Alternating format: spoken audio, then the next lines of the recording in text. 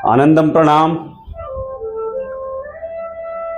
साधन पाद का अगला 11वां सूत्र जो हमें पतंजलि मुनि बता रहे हैं कि ये जो वृत्तियां हैं, चित्त की वृत्तियां है, जो क्लेश है, उसका विनाश कैसे होगा, उसको खत्म कैसे करना है, यहाँ पे हमें रास्ता बता रहे हैं।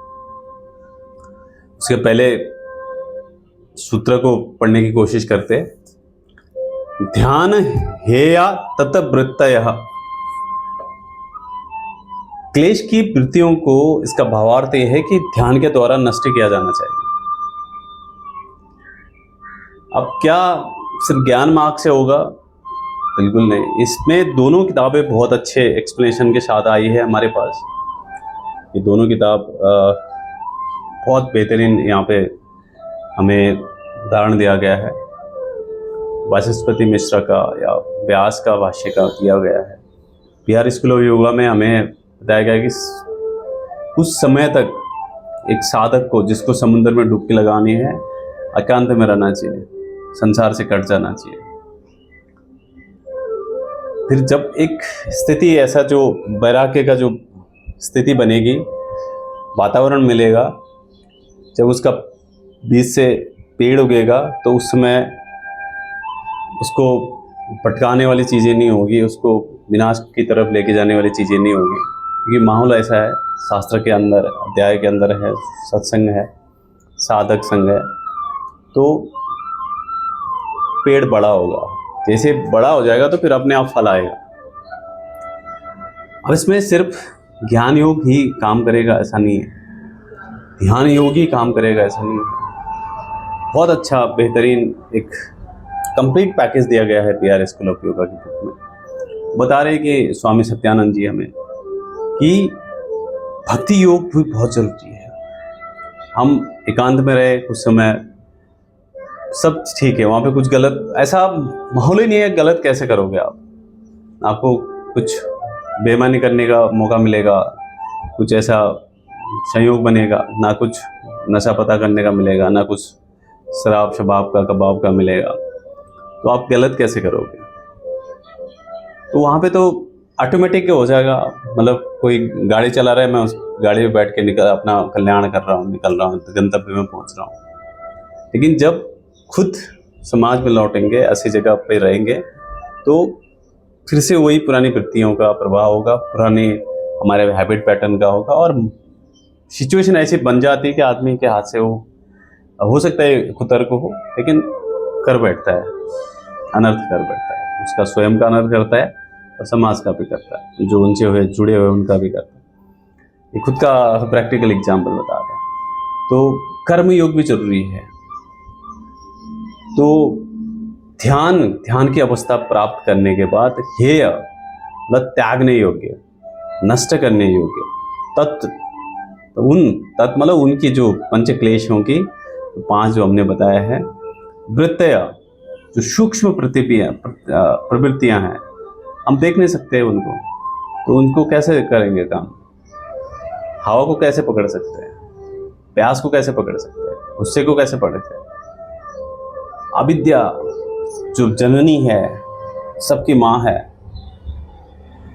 तो उस पर कैसे काम करेंगे?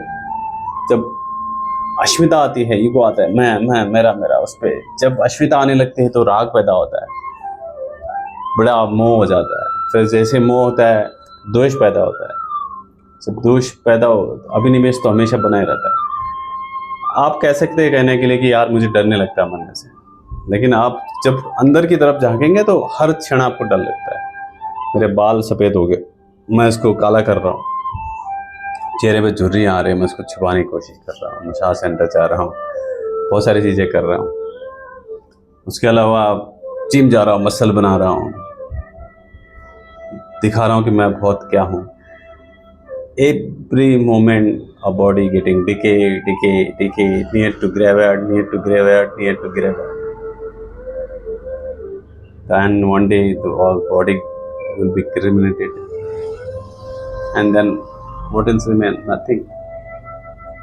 तो इसके लिए आपको इस पंचक्लेशों का खात्मा करने के लिए बहुत जरूरी है कि क्या कहते हैं उसको, प्रति प्रशभ का जो उन्होंने बताया है, भगवत गीता में बहुत अच्छी चीज़ें बताया है इसको। यहाँ पे हमारे स्वामी आनंद ऋषि जी की किताब में ओशो जी का एग्जाम्पल दिया है। जब आपको गुस्सा आता है तो 3 चीज़ें होती है, या तो आप उसको दबाते हैं, या तो उसको एक्सप्रेस करते हैं, या उसको जस्ट ऑब्जर्व करते हैं। अभी क्या ओशो ने दिया है कंसेप्ट? बिल्कुल भी नहीं। आप बुद्ध को पढ़ेंगे तो बुद्ध ने भी यही कहा है, विवेकानंद को पढ़ेंगे उन्होंने भी यही कहा है, या जो भी महापुरुष हुए उसको just see as it is. Bhagavad Gita में तो कितनी अच्छे से इसको समझाया गया है, कितने सूत्रों में ऐसा समझाया गया है। साक्षी भाव, साक्षी भाव, न हानि न नुकसान में, न लाभ में, न हानि में, न मान में, न अपमान में, न जब अच्छा समय चल रहा हो ना बुरा समय चल रहा हो। समदृष्टि बनना है, समभाव बनना है। समत्वम योग उच्यते, धनंजय समत्वम योग उच्यते, बार बार की चीज पे वो इंडिकेट कर रहे हैं। मध्यम मार्ग, मध्यम मार्ग। तो इसमें अब कैसे मध्यम मार्ग में जाएगा आदमी? दूसरा ये बुक जो विद्यार स्कूल भी हुआ कि इसमें बहुत अच्छे एग्जाम्पल दिया है कि भगवद गीता में भी वो वृक्ष रूपी जो, अब जो हमारा संसार है वो वृक्ष जमीन से ऊपर उठता है, लेकिन जो ये इस वृक्ष की बात हो रही है इसका जड़ ऊपर की तरफ है, ऊपर की तरफ है, और उसकी शाखाएं ये नीचे की तरफ है। तो उसके लिए ये किताब ऐसे रिकमेंड करती है कि अभिनिवेश से शुरू करो, तो वहाँ से काटोगे काटोगे धीरे धीरे अविद्या पे आएगा, अविद्या पे विद्या आएगी, विद्या से आपकी मुक्ति होगी, इनलाइटनमेंट होगा। तो कृष्ण भी यही कह रहे हैं, जड़े यहाँ है, शाखाएं नीचे की ओर है, तो कैसे काम करेंगे? तो अब कोई इसका कोई दूसरा अल्टरनेटिव नहीं है, आपको ध्यान ही एक इसका वो है, आपको अंदर की ही ओर झांकना होगा। तो इस क्लेशों पे बहुत अच्छे से काम करिए, शास्त्रों को अच्छे से पढ़िए, अच्छा शोर से पढ़िए, अच्छे लोगों की संगति में रहिए, स्वयं का कल्याण करिए, दूसरों का कल्याण करिए। अगले सूत्र में मिलते हैं। आनंदम, प्रणाम।